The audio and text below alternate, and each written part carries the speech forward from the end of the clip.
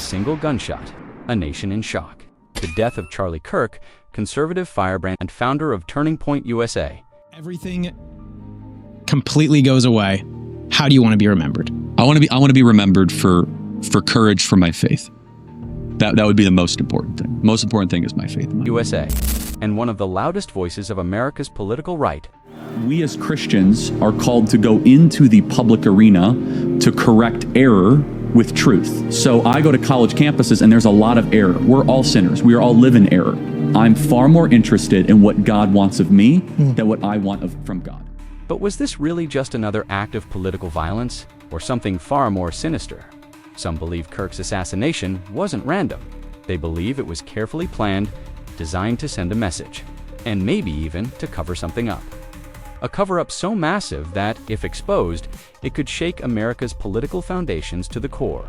A scandal that powerful elites have spent years burying. At least the Epstein list. You know, it's the same thing with Epstein's list. It's like, what the hell are these Republicans doing? It's sitting on my desk right now to review. Trump administration's announcement that no Jeffrey Epstein client list exists. Are you still talking about Jeffrey Epstein? Yes. We're talking about Jeffrey Epstein and the still hidden list of names that everyone is too afraid to release.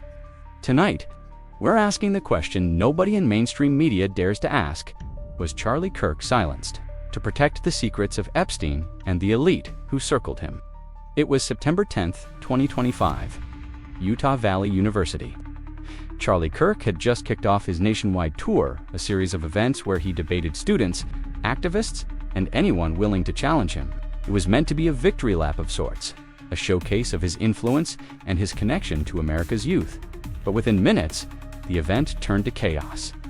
Just after noon, Charlie began taking questions. As usual, the atmosphere was tense, the debates heated. Then it happened. A single shot from a high-powered bolt-action rifle cracked across the campus. The bullet struck Charlie Kirk in the neck. He collapsed instantly as panic swept through the crowd. Security rushed to drag him to safety. He was rushed into a waiting car, racing toward the hospital. That's a lot of people, Utah, I'll tell you what. Do you know how many mass shooters there have been in America over the last 10 years? Counting or not counting gang violence? But it was too late. At just 31 years old, Charlie Kirk, husband, father of two, was pronounced dead. You have ignited within this wife. The cries of this widow will echo around the world like a battle cry. Something has gone very wrong with a lunatic fringe, a minority, but a growing and powerful minority on the far left. That's a lot of people, Utah, I'll tell you what. Do you know how many mass shooters there have been in America over the last 10 years? Counting or not counting gang violence? Immediately, the questions began. Witnesses reported seeing strange signals in the crowd. There was the shooter. Investigators say he fired from over 140 yards away, the length of a football field and a half. That's no ordinary shot. That's the mark of someone highly trained, military, ex-law enforcement, a professional hitman. The FBI hasn't said, but many believe no ordinary person could have pulled it off. But perhaps the most disturbing detail was the timing. Kirk had just been asked a question about gun violence. As he spoke the words, gang violence, the shot rang out, almost as if that was the trigger, the cold word, the moment the assassin had been waiting for. Coincidence? Maybe, but too many. It felt too perfect, too scripted, too deliberate. And that's why suspicion grew so fast. Because this didn't look like a spur-of-a-moment act of rage. It looked planned, calculated, and more importantly, it looked like someone wanted it to be as public as possible. Within hours, former President Donald Trump, now president again, released a statement condemning the assassination. The radical left have compared wonderful Americans like Charlie to Nazis and the world's worst mass murderers and criminals. This kind of rhetoric is directly responsible for the terrorism that we're seeing in our country today. He promised justice, vowing to find every single person connected to the shooting. But here's the thing. Trump's message, while emotional, also redirected the conversation. He focused heavily on blaming political opponents, warning about left-wing rhetoric, and pledging to crack down on political violence. And while Americans grieved, while vigils began. Another story, one just as important, started to fade from the headlines. And that story is the same one. Charlie Kirk himself had pushed just weeks earlier the story of Jeffrey Epstein, the billionaire trafficker whose secrets still threaten the most powerful people on Earth. Jeffrey Epstein, the billionaire pedophile whose name has become synonymous with corruption, trafficking, and cover-ups. Officially, Epstein was found dead in a jail cell in 2019, but even now, years later, the details of his case remain murky. His so-called client list, the names of the rich and powerful who traveled on his jets and visited his private island, remains sealed, hidden from the public dot. And here's the truth. Almost every American, no matter where they stand politically, agrees that this case still doesn't make sense. How is it possible that only one person, Ghislaine Maxwell, was ever convicted? We all know Epstein didn't traffic minors to himself. So where are the arrests? Where are the names? Why are the files still locked away? Instead, what we've seen looks like controlled damage. Epstein is gone. Maxwell was convicted, but even her trial carefully avoided naming names.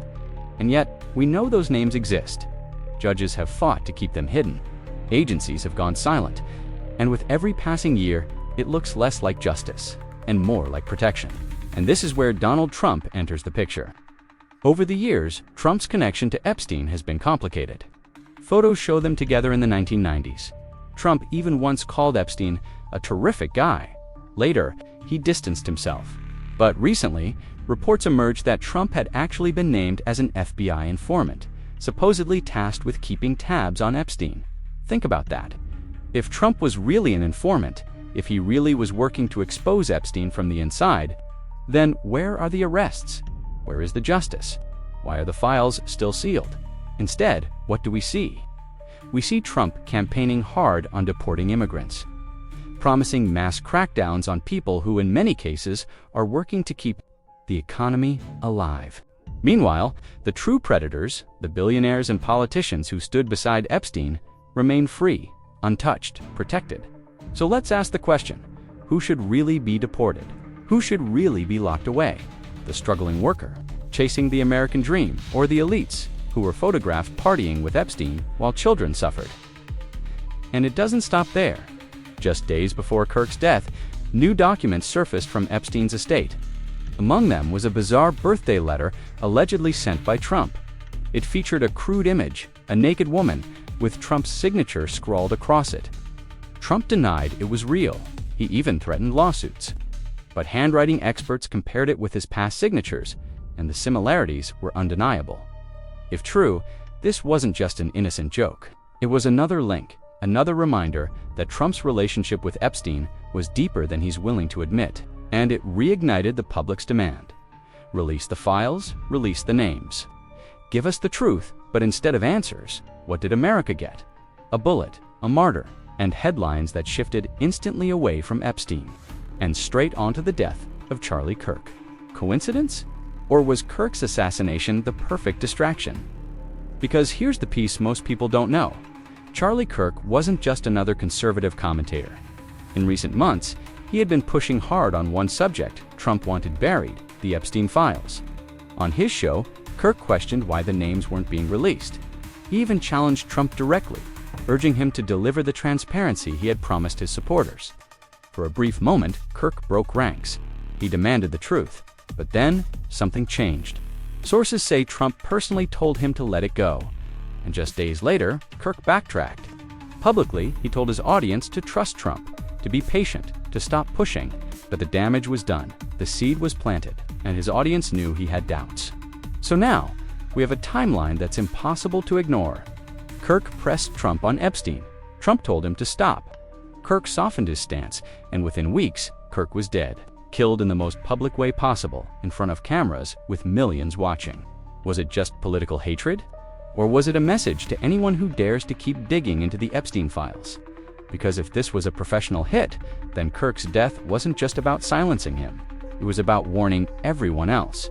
Charlie Kirk's assassination didn't happen in a vacuum. It happened against the backdrop of a nation more divided than ever, and a world still waiting for the truth about Jeffrey Epstein. Remember, Kirk wasn't just a Trump ally. He was also one of the few on the right bold enough to bring up Epstein, even when it made his own base uncomfortable. That's what made him dangerous, because when someone with a platform that large starts asking the wrong questions, powerful people notice. Kirk's death has now shifted the entire national conversation. Instead of talking about the sealed Epstein files, instead of demanding the names of the rich and powerful who enabled the largest trafficking operation in modern history, the public is mourning Charlie Kirk. The focus has been diverted. Mission accomplished, at least for now. And then there are the eerie details. The man standing next to Kirk who tilted his hat and touched his cheek seconds before the bullet hit. The sniper's distance, 140 yards, suggesting military-level training. The fact that security failed to sweep the buildings in advance. Too many coincidences, too many suspicious gaps. Some online believe the shot wasn't just meant to kill Kirk, it was meant to send a message.